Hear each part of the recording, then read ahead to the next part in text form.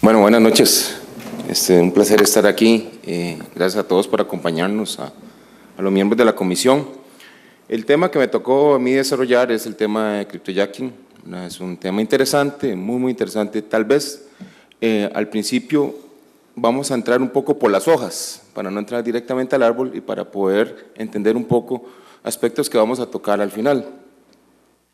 La agenda esperamos desarrollar ahora son aspectos generales del minado, conocer un poco cómo se generan, no solamente, como estuvimos hablando ahora del Bitcoin, sino entender un poco cómo es que se generan los Bitcoin, sino en general cómo se generan las criptomonedas.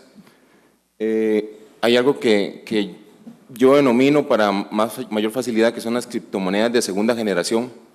Después del Bitcoin, como bien lo dijo Cristian, surgieron otra serie de criptomonedas, muchas de ellas lo que buscaban era mantener el anonimato de las transacciones. Entonces, un poco hablar de esas criptomonedas, en específico de Monero y Zcash, que son las dos monedas que tienen como norte principal el evitar la trazabilidad de transacciones. Después, ver un poco la figura de cryptojacking y cómo también a la par de esa figura, que puede ser considerada delictiva, hay también un esquema de modelo de negocio lícito que utiliza exactamente la misma tecnología. ¿Y cómo confrontamos esa figura del cryptojacking con el Código Penal actual? Bueno, primero un poco entender qué es el minado. Me voy a arriesgar a hablar de un tema técnico, sabiendo que aquí hay mucha gente súper experta en temas técnicos, pero un poco para entender cómo un abogado, digamos, entiende qué es el esquema de minado.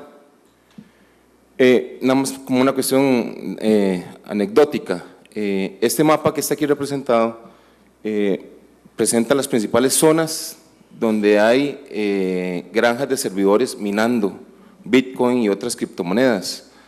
En la ubicación de estas granjas de servidores generalmente se da por tres condiciones: zonas frías, ¿verdad? Islandia, por ejemplo, o Suecia, porque eso ahorra energía para el enfriamiento de los equipos. Zonas donde la energía eléctrica es muy barata, por ejemplo, China, que quema cualquier cantidad de carbón para obtener energía barata, o zonas donde hay internet de alta velocidad. Idealmente se combinan dos o las tres características para poder establecer centros de minado de criptomonedas. Entonces aquí podemos ver que hay, por ejemplo, China es el gran centro actualmente de minado de criptomonedas, pero también en todo el norte de Europa, digamos, por las condiciones climáticas, se establecen también granjas de servidores. Bueno, ahora un poco que estábamos hablando del tema de lo del Bitcoin, que realmente es un tema o es un problema que tienen todas las criptomonedas. Cuando usamos una red descentralizada, no hay una autoridad central, no hay un banco central, no hay alguien que nos mande cómo llegamos a un consenso, cómo nos ponemos de acuerdo. Cuando ustedes se van al paper, al primer papel que desarrolló una persona que se dice que no existe, no se sabe si existe, que es Satoshi Nakamoto, digo, bueno, ¿cómo se toman decisiones en un esquema descentralizado?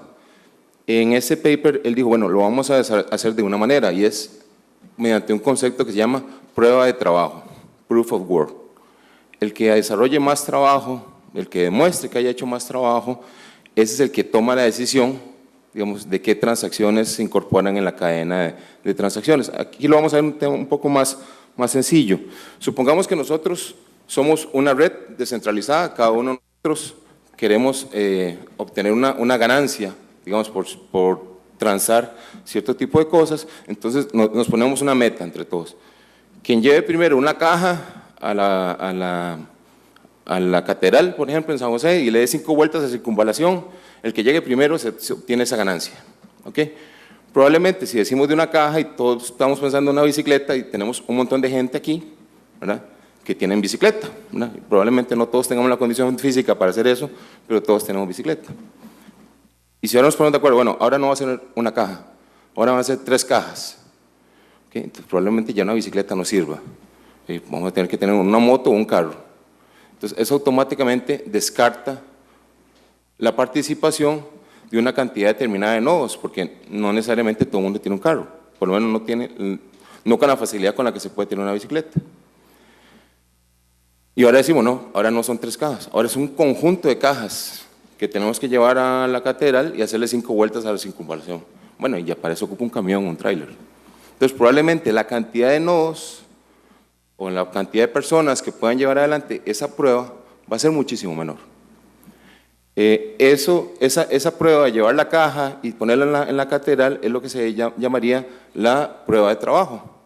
Quien llegue primero y demuestre que haya hecho ese esfuerzo es quien gana la recompensa. ¿Cómo se traduce esto en el mundo de las criptomonedas?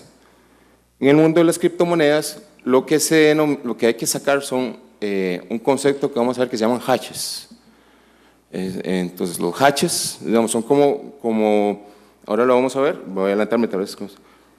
Un hash es una operación criptográfica donde a partir de una entrada específica, que puede ser textos y números, usted obtiene una cadena fija de caracteres que si usted modifica esa entrada, esa cadena de caracteres va a cambiar. Eso es un hash, ¿verdad? Entendamos lo que es un hash. Entonces, en el mundo de las criptomonedas, y ahora lo vamos a un poquito más detallado, lo que se trata es de obtener el hash de una lista de transacciones que la gente llega y agarra de una piscina de transacciones. Entonces hay una piscina de transacciones, entonces cada uno de nosotros llega y agarra un grupo de transacciones y trata de obtener el hash, digamos, de esas transacciones bajo ciertas reglas. En el mundo de las criptomonedas, eso inicialmente se hacía con CPUs. Cualquier persona podría poner su computadora a trabajar y comenzaba a minar. Esquemas como el Bitcoin están pensados en que el grado de dificultad aumenta porque en el Bitcoin, igual que en otras criptomonedas, el tiempo para emitir las monedas está establecido en el algoritmo. O sea, el algoritmo es el que me va a decir, o el software es el que me va a decir, cada cuánto se emiten determinadas criptomonedas. No es como el Banco Central. Por ejemplo, si todos nos ponemos a pensar ahora, ¿cómo está el dólar? ¿Verdad? ¿Cuándo interviene el Banco Central para bajar la tasa de cambio? Nadie sabe, ¿verdad? Son criterios humanos que se tomarán. Pero cuando estamos en el mundo de las criptomonedas, eso ya está definido en el algoritmo. Porque es lo que se busca precisamente cuando se creó plataformas como el Bitcoin, es no depender de la discreción humana para generar las monedas. Entonces, primero, al principio, se podía minar con CPUs. Después se elevó la dificultad, ya no era solo una caja, sino era un conjunto de cajas, entonces usaron tarjetas de video. Porque las tarjetas de video sirven para hacer una cuestión que se llama operaciones matriciales y son más efectivas, digamos, para ciertos aspectos de criptografía. Y actualmente, por ejemplo, con el mundo de Bitcoin, ni siquiera con eso. Actualmente hay equipo especializado que se llaman mineros, que son equipos, como el de aquí abajo, que ya emiten cualquier cantidad. Por ejemplo, son 50 terahashes por segundo, o sea, es una cuestión bestial de hashes que emite. Entonces ya cualquiera de nosotros que pongamos nuestra computadora a minar, no va a sacar absolutamente nada, lo que va a hacer es gastar corriente, ¿ok? Y eso es algo que me interesa tener claro para lo que vamos a ver al final de con cuáles monedas se hace el cryptojacking. Entonces un poco aquí para tenerlo claro, tengo la cadena de bloques, ¿verdad? Cada bloque, hay que ver, cada bloque es una serie de transacciones. Nosotros nos tenemos que obtener un hash de esas transacciones cuyo número de hash sea menor a un número objetivo. Es decir, vamos a verlo aquí, tal vez más fácil. Yo les digo a todos, bueno, supongamos que cada uno de nosotros tiene una calculadora que cada 2 minutos saca un número, de 1 a 100. Yo le digo, bueno, cualquiera que saque un número de 1 a 100 tiene la recompensa, probablemente todos ganamos. El nivel de dificultad es muy bajo, o sea, casi que está hecho para que todo el mundo gane. Okay. Entonces yo digo, bueno, es que eso no me sirve porque yo no quiero que todo el mundo gane. Entonces aumentemos el nivel de dificultad.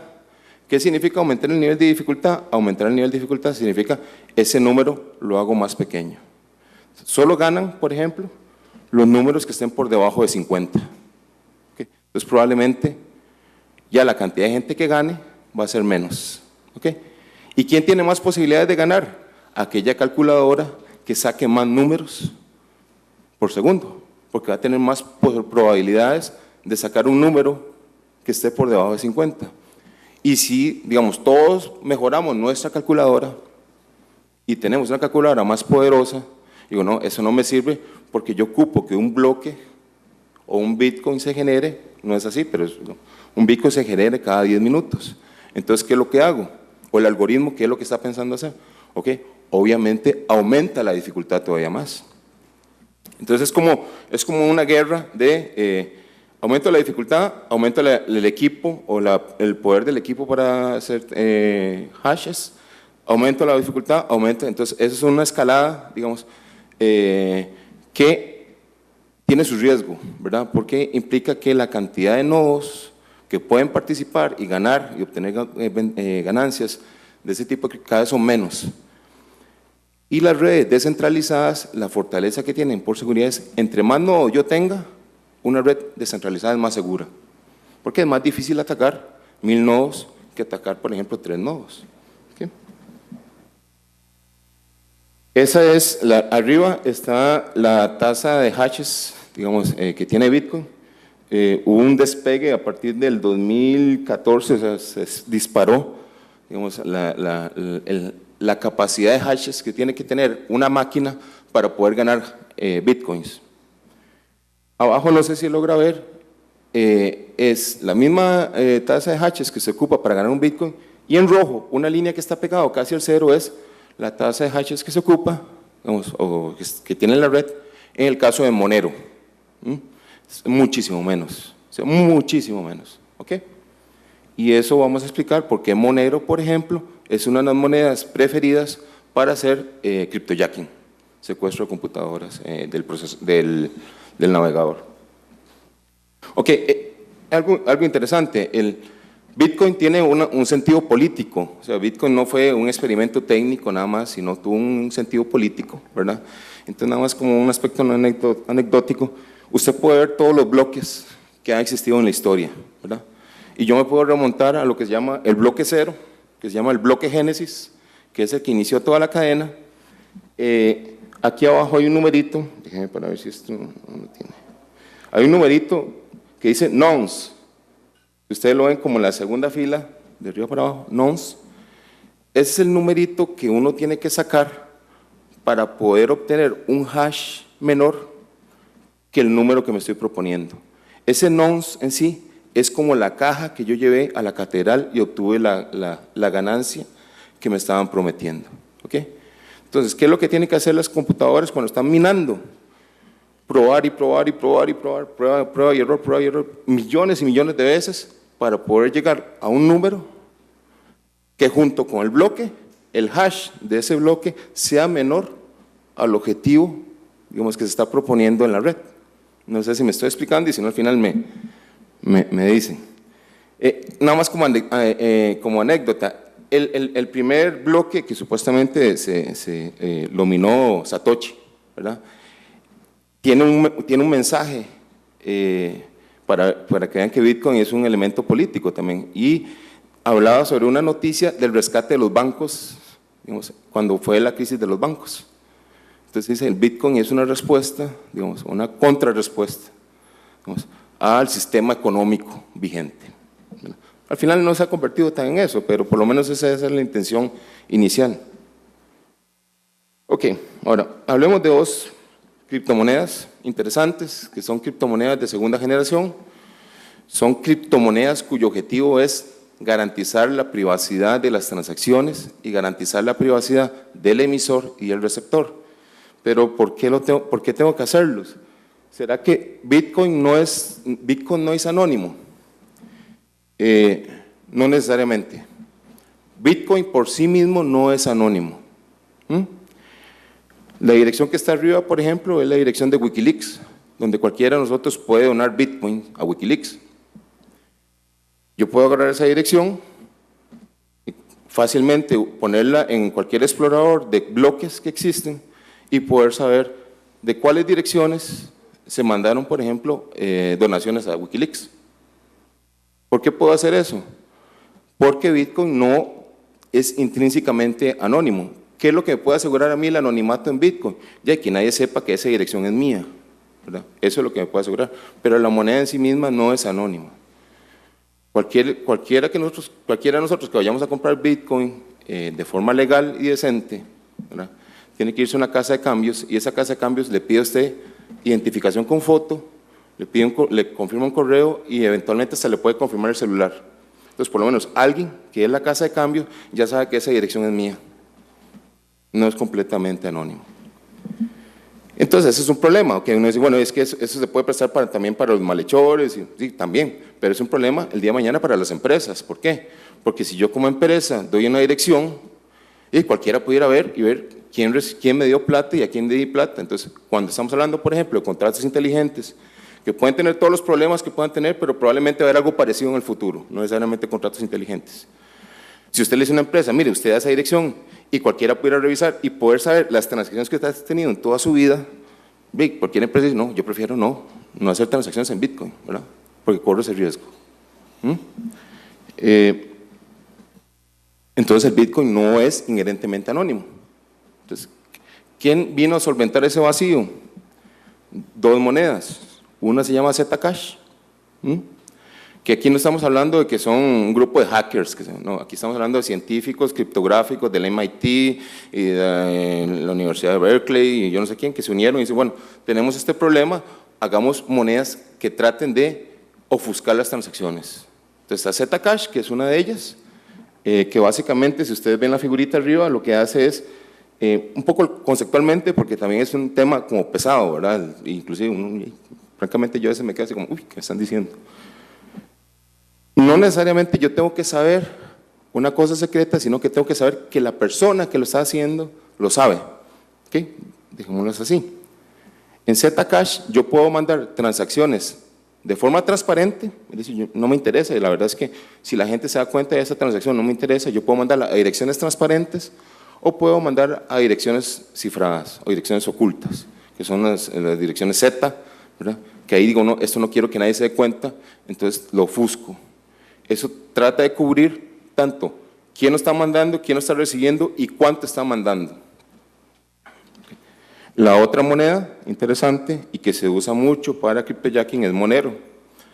Monero tiene 3 tecnologías que en conjunto tratan de ocultar quién está mandando la plata, quién la está recibiendo y cuánto está mandando.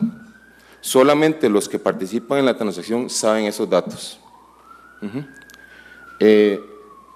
Y es una de las monedas que tiene un alto crecimiento. En el 2016 por lo menos fue una de las criptomonedas que tuvo más alto crecimiento y se ha dicho que es una de las criptomonedas preferidas para hacer delitos, ¿verdad? Porque ahora lo que nos está haciendo Cristian generalmente es, ok, yo en el Bitcoin pueden sacarme todas las transacciones y quién la compró y quién no. ¿Qué es lo que se está haciendo? Bueno, esos Bitcoin, yo compro Monero, ¿verdad? Y después vuelvo a comprar Bitcoin y vuelvo a comprar dólares, entonces hay un vacío en el centro que yo puedo eliminar la trazabilidad comprando, digamos, este tipo de criptomonedas. Esa es la parte negativa, ¿no?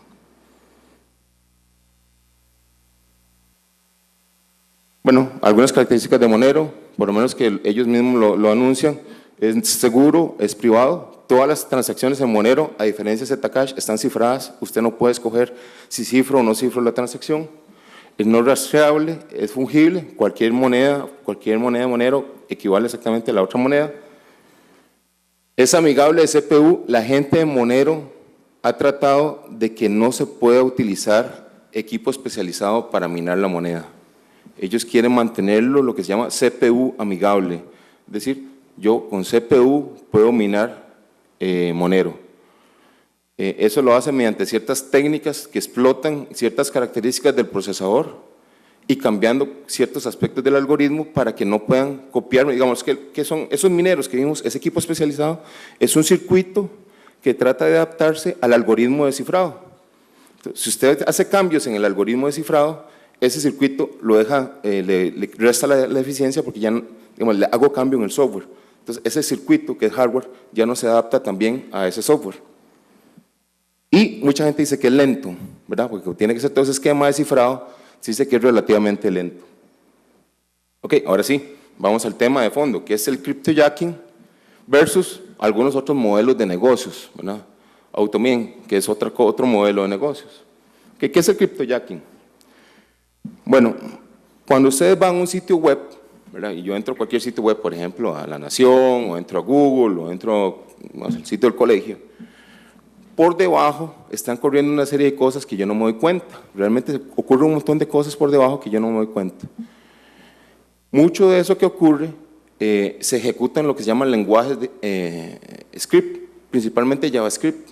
Entonces, aunque usted pareciera que la página no está haciendo nada, el navegador por debajo puede estar haciendo un montón de cosas. Es un lenguaje que se denomina lenguaje interpretado, es decir, yo no tengo que instalar nada en la computadora, sino que todo eso se ejecuta a nivel de memoria RAM. No tiene que instalar ningún software, eso se está ejecutando en el procesador. Principalmente las alternativas de Monero, que son todas esas que están aquí, hay cualquier cantidad de herramientas que puede hacer usted para hacer, utilizar el JavaScript. Usualmente lo que hace es, si usted se queda en esa página, en CryptoJacking, el JavaScript lo que está haciendo es utilizando su procesador para generar monedas o criptomonedas, para generar Monero. O sea, lo que hace ese JavaScript que está en su procesador, sin que usted se dé cuenta, se puede dar cuenta eventualmente si la máquina se vuelve más lenta o se le calienta, ¿verdad? Eso va a depender mucho de la configuración y la cantidad de CPU, de núcleos que esté utilizando. Pero por debajo, en JavaScript, se está generando hashes. Está generando hash. ¿Y para qué genera ese montón de hash? Pues para obtener las criptomonedas. Entonces, el CryptoJacking es básicamente eso. Es entrar con el navegador o sin que el usuario se dé cuenta y por debajo correr scripts, que lo que hace es generar criptomonedas. Pero, a la par de esto, también hay un modelo de negocio lícito. Bueno, esta es una de las principales librerías en JavaScript. Realmente hacer esquemas de este esquema de minería es relativamente fácil porque ya está como todo construido.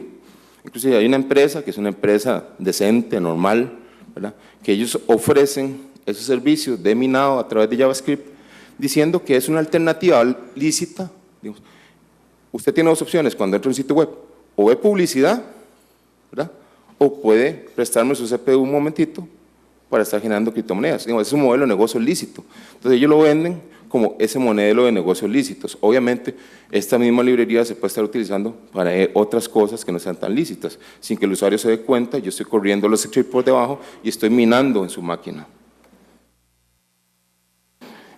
Como modelo de negocio lícito, una iniciativa muy interesante. La UNICEF propuso a un campeonato de juegos electrónicos en Francia, en todo el mundo, dice, regálenos 10 minutos de su tiempo de su procesador. Obviamente las máquinas de videojuegos tienen enormes tarjetas de video, ¿verdad? Entonces, regálenos, si usted quiere donar a los niños de Siria, ¿verdad?, porque era para una opción para los niños de Siria, regálenos 10 minutos de su tiempo, ¿verdad?, para poder minar. En este caso no estaban minando Monero, estaban minando otra moneda que se llama Ethereum, ¿verdad? Pero es un modelo de negocio interesante. Y supongamos que ahora que está Teletón, ¿verdad?, te digo, bueno, no me done plata, regáleme 10 minutos de su navegador y yo estoy minando, ¿verdad?, y ahí yo agarro la plata. Es un modelo interesante, ¿verdad?, obviamente bajo la autorización y el aval de la persona. Ahora sí, vamos a la parte jurídica o la figura en el Código Penal. Y aquí es sujeto obviamente a interpretaciones como lo es todo en derecho, ¿verdad? Hay una figura en el 232 que habla sobre la instalación o propagación de programas informáticos maliciosos. Entonces lo que dice es, será sancionado con prisión de 1 a 6 años quien sin autorización y por cualquier medio instale programas informáticos maliciosos en un sistema o red informática telemática o de los contenedores electrónicos. Resalto esos dos términos porque son los términos, bueno, yo no soy experto en derecho penal, me arriesgo a hacer alguna lectura en este tema, pero en derecho penal, para la gente que no es abogado, se trata de, si la norma dice tal cosa A, es A, ¿verdad? Porque como es materia odiosa y queremos meter a alguien a la cárcel, o vamos a meter a alguien, se interpreta A, ¿verdad? Entonces aquí hay dos términos, instale y programas informáticos maliciosos. ¿Y por qué resalto estos dos términos? Primero, por esto. ¿Qué significa instalar? Bueno, y vamos a la Real Academia. ¿Qué significa instalar? Transferir al disco duro de una computadora un programa y prepararlo para su correcto funcionamiento. Interesante, en estos casos estamos hablando del lenguaje interpretado, ¿Se instala algo en el disco duro? No se instala nada en el disco duro. Todo está corriendo en memoria RAM. Puede ser que haya aspectos que lleguen al disco duro por una cuestión que se llama paginación de los sistemas operativos, pues es algo ya muy técnico, pero generalmente se está corriendo en memoria RAM, no se está instalando en un disco duro. Sí, gracias. El segundo, tema interesante, software malicioso o programas informáticos maliciosos. Bueno, eso es traté de buscar en algún lado alguien con relativa autoridad que me dijera que es un programa informático malicioso o un software malicioso. Tomé este concepto de la Comisión Federal de Comercio, y dice software malicioso, también conocido como programa malicioso, malware, contiene virus, spyware, bueno, un montón de términos. Pero aquí lo interesante es, un software puede ser malicioso, o un programa informático puede ser malicioso. ¿Qué significa un programa malicioso? ¿Verdad? Recomendación, sin ser penalista,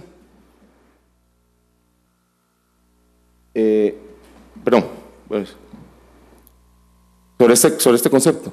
El término software malicioso, si bien es un término que es propio del argot de informática, o sea, no está mal visto que uno diga software malicioso, en derecho penal sí tiene un problema. ¿Por qué? Porque estoy dándole características humanas a una cosa. Es como que yo diga cuchillo malicioso, porque es un cuchillo que se usa para asaltar. Es un cuchillo. Lo malicioso o no malicioso, ya estoy dándole características humanas a una cosa, ¿verdad?